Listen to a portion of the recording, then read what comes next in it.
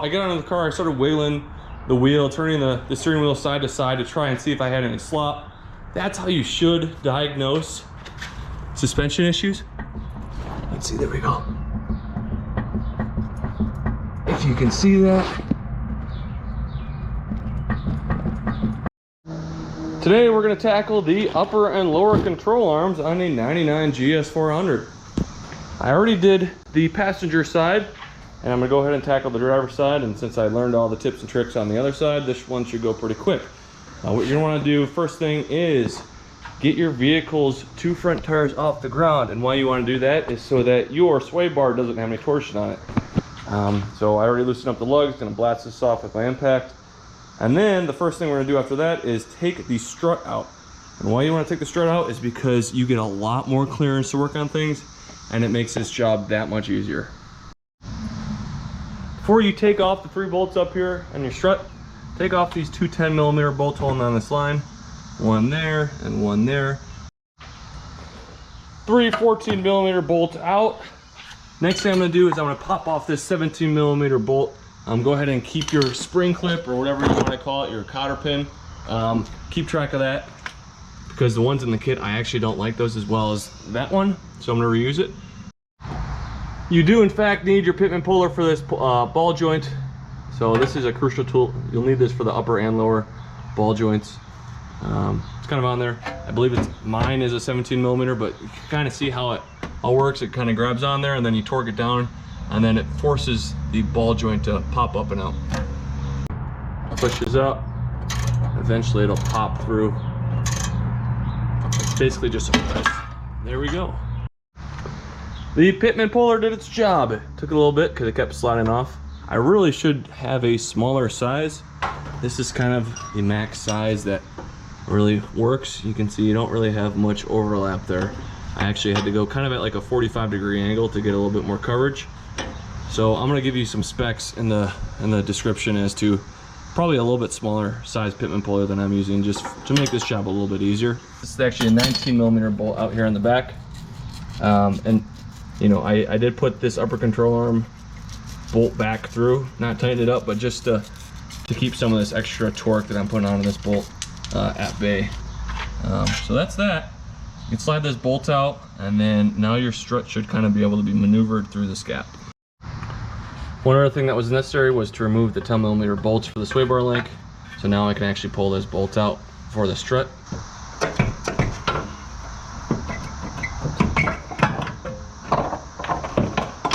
There we go.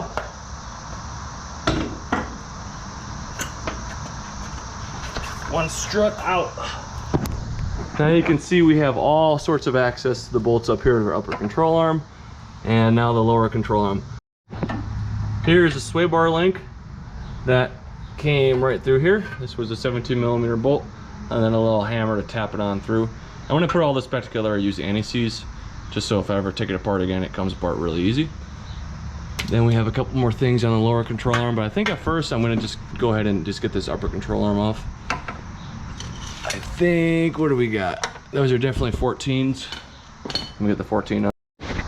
So here's a good contrast. This is the old one. Old upper control arm, and look at these bushings on this.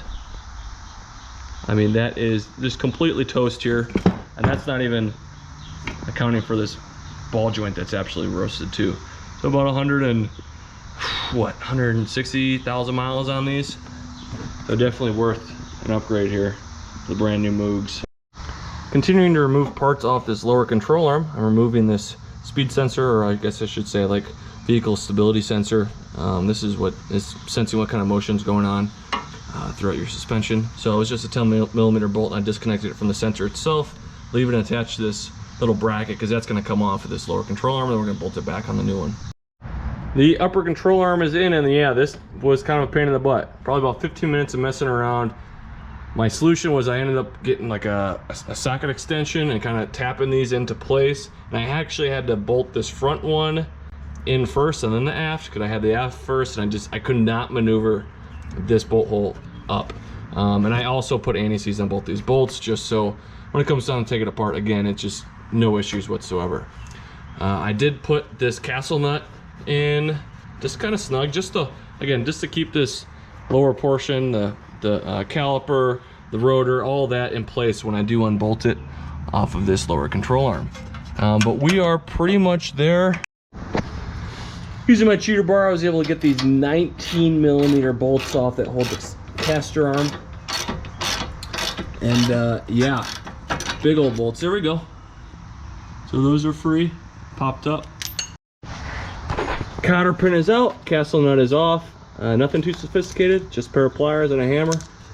Now we can go ahead and try and get my Pittman puller on the lower ball joint and get this guy off, just like that. There we go. Voila. Much easier than the upper one for some reason. But this should now become free from the lower control arm. There we go. That is that. And it's being supported. So again, this is why I wanted to put that nut on there from the upper control arm. So this whole lower section is now supported, even though it is free from the lower control arm. Yeah, now we can just go ahead and take these alignment bolts, or whatever you want to call these, the caster bolts, off, and then put the new control arm on. This is when I tell you to mark this caster bolt, its location. For me personally, when I did the passenger side, it was absolutely useless because these bushings were so shot when the new ones went on. This car was pulling really far to the left, so I ended up just kind of doing trial and error just to get it to drive straight. And that's just for the time being. You will need an alignment when this is all said and done, but I just wanted it to track somewhat straight so I can drive to, you know, your local Firestone or wherever you guys get your alignments done. This is a 19mm bolt on the front. You don't want to loosen this, and then you'll be able to move the caster bolt out, and that'll be that. Alrighty, it's out.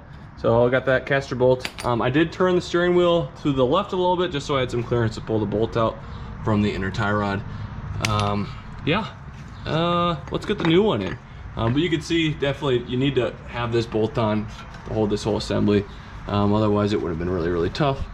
I'm gonna go ahead and anti-seize all the bolts. And while I'm at it, I'm gonna try and grease up my lower ball joint here, just because why not? All right, the camber bolt is in. It's not torqued yet because I want to try and get lower ball joint and everything kind of in place first. This caster arm, etc., and then torque those up once everything's in. But I kind of got them back to about the same spot they were at. Again, it's not that critical because I said these bushings are all worn out. You're gonna need to get a new alignment anyways. But yeah, that's kind of the hardest part. These bolts are kind of a pain. You gotta have to lift up to get them started, to get them to align, and then you can kind of feel the resistance. So I'm kind of just holding up. I could use my jack, but I'm feeling super strong right now, so I'm gonna do it the hard way.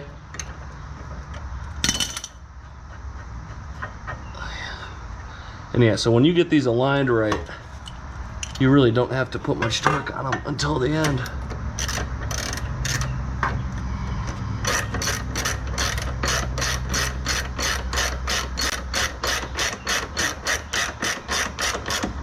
Okay.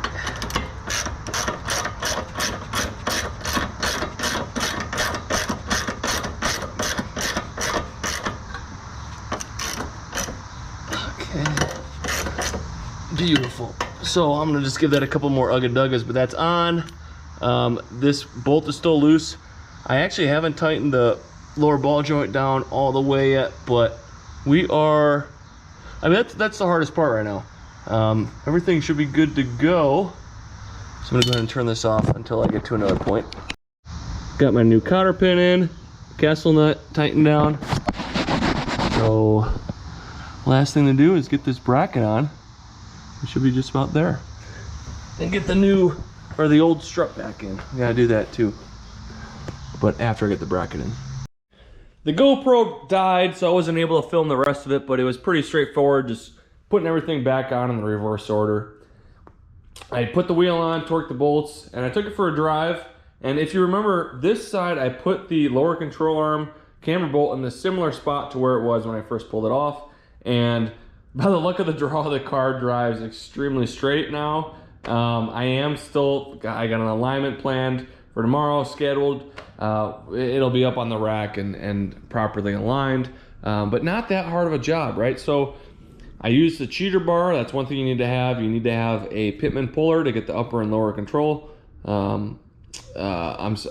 the upper and lower ball joints pulled apart. And then what else?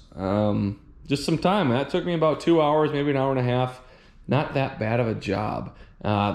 My clunking that I had coming from the front suspension, completely gone now. Thing drives great. Next thing I'm gonna do is the timing belt and starter, just kind of preventative maintenance. But right now, this thing is just driving great. It's a 99, 160,000 miles or so, and drives like a dream.